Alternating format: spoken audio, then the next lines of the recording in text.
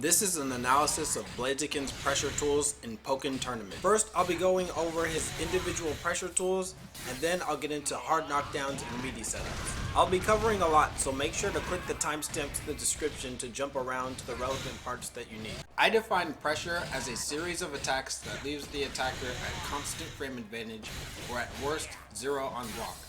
Blaziken's primary pressure tool is Blaze Kicks. I went over the frame data, but it has other important properties. Blaze Kicks is an aerial attack, so air invincible attacks will beat it out unless you hit them before they gain anti-air properties, which for most 8Ys is on their 5th frame. This also means Blaze Kicks is safer against counterattacks than grounded normals because most of them only crumple grounded opponents. If you have a good read on your opponent, or they started charging counter early enough for you to react, you can cancel Blaze Kicks into Flare Blitz, which pierces counterattacks. Flare Blitz also has a short amount of armor on startup, which will let it absorb counters that haven't been fully charged. The regular version of Flare Blitz is unsafe on block, it's minus 14, but it gets its armor a little bit faster and I think it lasts longer. And the EX version of Flare Blitz is minus 8 on block, but the armor isn't for as long. Here's the catch. The biggest downside to Blaze Kicks is that all 3 hits are not a true block string point blank.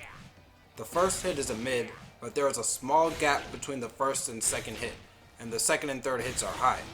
Opponents can duck the second and third hits and punish the landing on Blaze Kicks. Whether the opponent ducked or not, even a drunk opponent can anti-air Flare Blitz with 8Y as long as they delay it until Flare Blitz armor wears off. Fortunately, it requires really good reactions to consistently duck the second and third hit of Blaze Kicks. Some characters like Sceptile and Weevil can mash their frame 1 air invincible attacks, but in the 5 months I've played this game, I've rarely had anyone duck Blaze Kicks on reaction. Here are some examples of pressure strings we can use depending on how we think the opponent will act.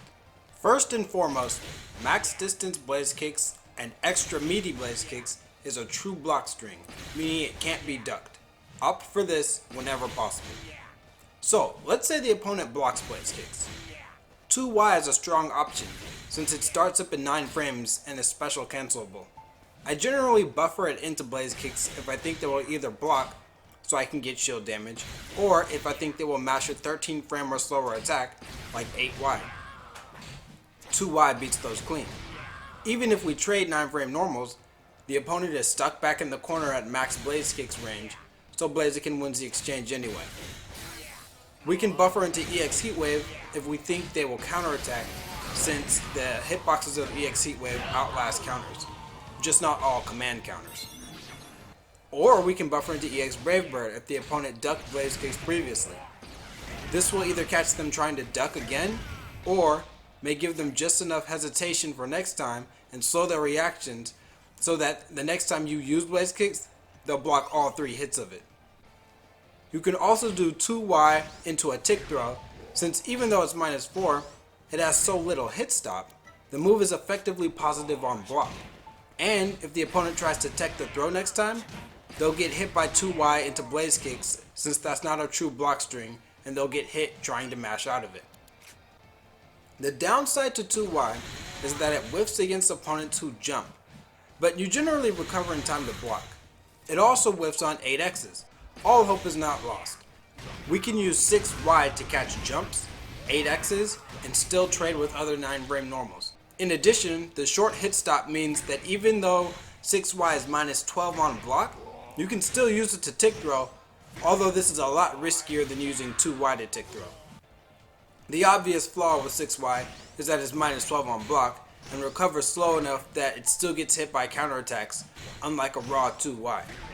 If your opponent is looking for 6Y, they can punish it or at least act before you can, meaning your pressure is over. One of Blaziken's biggest weaknesses is that it doesn't have an anti-air. This means it's hard for Blaziken to stop opponents jumping out of the corner and also stay at frame advantage.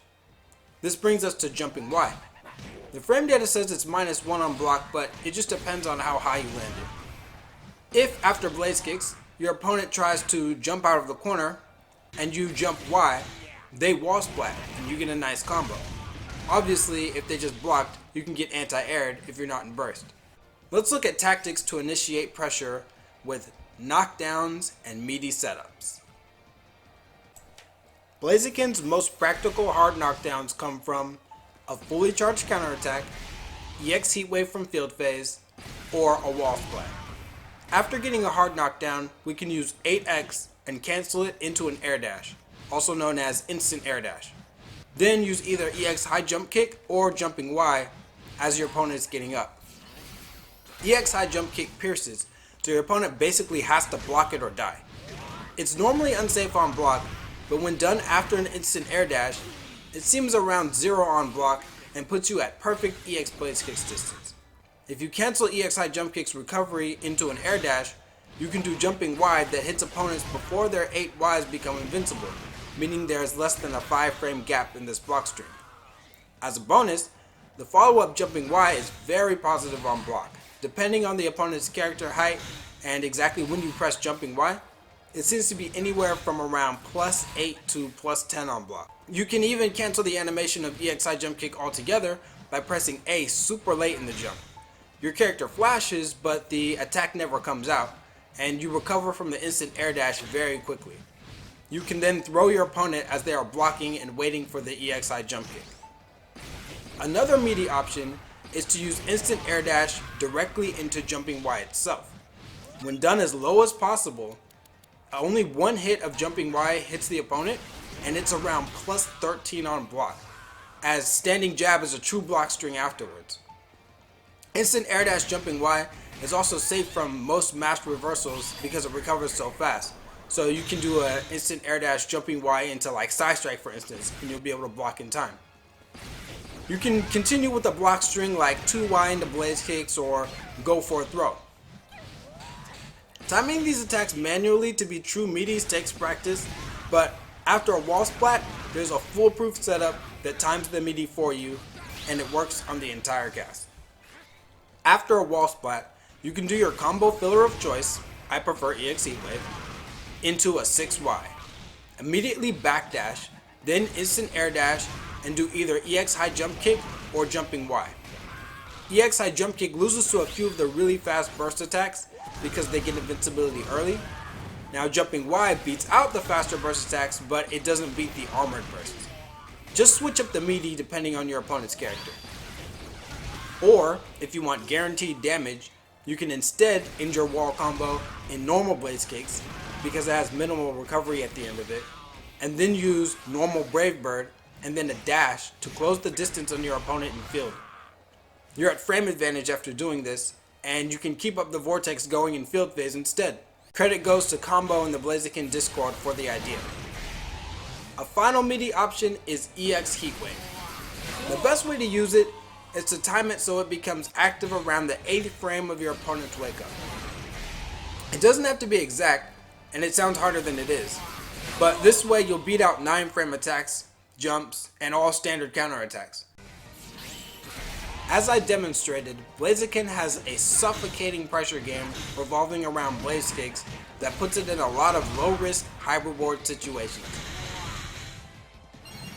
The trade-off is that Blaziken uses a lot of recoil to keep up its pressure, and burst mode is really important for dealing with 8 Ys. I use Cresselia almost exclusively for these reasons. That's it for my Blaziken analysis. If you liked it, share it with others. Thanks for watching.